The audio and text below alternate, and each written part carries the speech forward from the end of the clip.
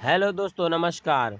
आज हम लोग पढ़ने वाले हैं क्लास 12 का इकोनॉमिक्स चैप्टर 1। ये सेशन इकोनॉमिक्स बुक 1 का चैप्टर 1 होगा।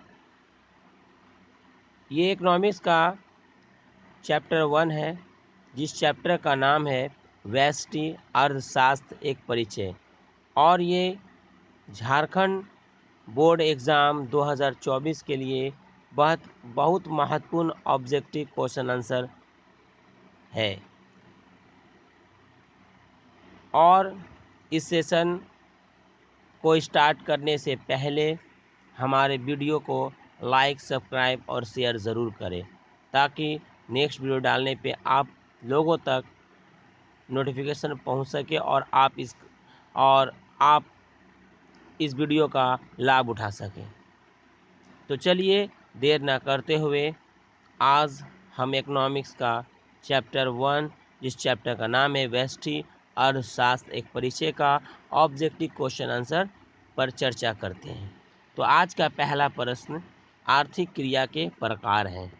तो देखिए, इकोनॉमिक्स में आर्थिक क्रिया बहुत महत्वपूर्ण होती है। आर्थिक क्रिया का मतलब होता है कि लोग आर्थिक जीवन चलाने के लिए जिस चीज़ का उपयोग करते हैं उसे हम लोग आर्थिक क्रिया कहते हैं। तो यहाँ पे देखिए 4 ऑप्शन दिया गया है: उत्पादन, उपभोग, विनिमय, इनमें सभी।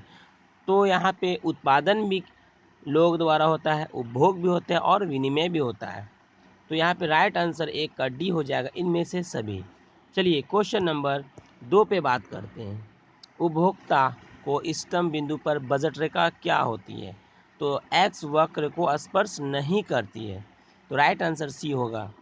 क्वेश्चन नंबर 3 पे चलते। अर्थशास्त्र के पिता कौन थे? तो अर्थशास्त्र के पिता एडम स्मिथ को माना जाता है। ये एग्ज़ाम की दृष्टि से बहुत वीवीआई क्वेश्चन है। ये बार बार पूछा जाता है अर्थशास्त्र के पिता कौन थे? तो एडम स्मिथ थे। आप लोग याद रखिएगा। क्वेश्चन नंबर 4 पे चलते हैं। व्यष्टि अर्थशास्त्र में शामिल होती है। तो व्यष्टि अर्थशास्त्र में छोटे छोटे चर, व्यक्तिगत इकाई, व्यक्तिगत मूल्य निर्धारण, इनमें सभी। तो राइट आंसर 4 का डी होगा, इनमें से सभी। क्वेश्चन नंबर 5 पे बात करते हैं। अर्थशास्त्र चयन का तर्कशास्त्र है, ये किसने कहा? तो ये राइट आंसर होगा, रॉबिन्स ने कहा। अर्थशास्त्र चयन का तर्कशास्त्र है, ये रॉबिन्स ने कहा। 5 का राइट आंसर सी होगा। क्वेश्चन नंबर 6 पे चलते हैं। किसने कहा अर्थशास्त्र धन का विज्ञान है? तो एडम स्मिथ ने कहा अर्थशास्त्र धन का विज्ञान है। तो राइट आंसर 6 का सी हो जाएगा। क्वेश्चन नंबर 7 पे बात करते हैं। सबसे पहले मैक्रो शब्द का प्रयोग किसने किया? तो सबसे पहले मैक्रो शब्द का प्रयोग रैगनर फ्रिश ने किया। तो राइट आंसर 7 का सी हो जाएगा, रैगनर फ्रिश। क्वेश्चन नंबर 8 पे बात कर चलते हैं। पुस्तक an inquiry into nature and cause of wealth of nation किसने लिखा? तो इसका राइट आंसर एडम स्मिथ ने लिखा। तो 8 का राइट आंसर बी होगा, एडम स्मिथ। ये एडम स्मिथ के द्वारा पुस्तक लिखी गई। ये 1776 ईस्वी में ये पुस्तक लिखी गई थी। चलिए नेक्स्ट क्वेश्चन पे बात करते हैं। Question number 9। अर्थशास्त्र की कल्याण संबंधी परिभाषा के जन्मदाता थे। तो यहाँ पे राइट आंसर 9 का ए हो जाएगा, मार्शल। अर्थशास्त्र की कल्याण संबंधी परिभाषा के जन्मदाता मार्शल थे। तो राइट आंसर मार्शल होगा।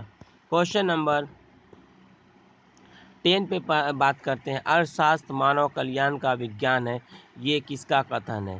तो ये अर्थशास्त्र मानव कल्याण का विज्ञान है, ये रॉबिन्स ने कहा। तो राइट आंसर 10 का ए होगा। क्वेश्चन नंबर 11 पे बात करते हैं। अर्थव्यवस्था की समस्या निम्नलिखित में कौन है? तो यहाँ पे राइट आंसर हो जाएगा इनमें से सभी। आर्थिक विकास भी होगा, साधनों का आवंटन भी होगा और साधनों का कुशलतम प्रयोग भी होगा, इनमें से सभी। अर्थशास्त्र की समस्या निम्नलिखित में कौन है? तो यहाँ पे सभी होगा। तो राइट आंसर 11 का डी। क्वेश्चन नंबर 12 पे बात करते हैं, आर्थिक समस्या मूलतः किस तथ्य की समस्या है? तो यहाँ पे देखिए 4 ऑप्शन दिया गया, चुनाव की, फॉर्म चयन की, उपभोक्ता चयन की, इनमें कोई नहीं। तो राइट आंसर ए होगा 12 का, राइट आंसर ए चुनाव की। क्वेश्चन नंबर 13 पर बात करते हैं, अर्थव्यवस्था को वर्गीकृत किया जा सकता है। तो यहाँ पे 4 ऑप्शन है, समाजवादी के रूप में, पूंजीवादी के रूप में, मिश्रित के रूप में, इनमें से सभी। तो यहाँ पे राइट आंसर हो जाएगा 13 का इनमें से सभी। राइट आंसर डी, 13 का डी राइट आंसर होगा। क्वेश्चन नंबर 14 पे बात करते हैं, अर्थव्यवस्था की केंद्रीय समस्या निम्न में कौन है? तो यहाँ पे 4 ऑप्शन दिया गया, उत्पादित वस्तुओं का वितरण कैसे हो, क्या उत्पादन हो, कैसे उत्पादन हो, इनमें से सभी। तो राइट आंसर 14 का डी होगा, इनमें से सभी। क्वेश्चन नंबर 15 पे बात करते हैं, निम्नलिखित में किस अर्थव्यवस्था में निजी क्षेत्र एवं सार्वजनिक क्षेत्र का सह अस्तित्व होता है? तो यहाँ पे राइट आंसर ए होगा, मिश्रित अर्थव्यवस्था। तो 15 का राइट आंसर ए होगा, मिश्रित अर्थव्यवस्था। क्वेश्चन नंबर 16 पे बात करते हैं, उत्पादन वक्र का ढाल गिरता है। तो उत्पादन वक्र का ढाल ऊपर से नीचे की ओर गिरता हुआ प्रतीत होता है। तो 16 का right answer C. Question number 17 पे बात करते हैं, उत्पादन संभावना वक्र है। तो यहाँ पे राइट आंसर ए होगा, मूल बिंदु का जो वैल्यू होता है 0 0 होता है, एक्स अक्ष पे भी 0 और वाई अक्ष भी 0 होता है, इसलिए मूल बिंदु की ओर नतोदर होती है। तो राइट आंसर 17 का ए होगा। क्वेश्चन नंबर 18 में बात करते हैं, उस वक्र का नाम बताएं जो आर्थिक समस्या दर्शाता है। तो यहाँ पे राइट आंसर 18 का बी होगा, उत्पादन संभावना वक्र। उत्पादन संभावना वक्र।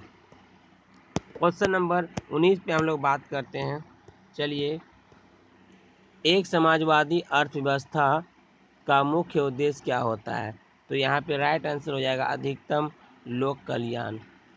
जो अधिकतम लोक कल्याण माने अधिक से अधिक लोगों का कल्याण हो।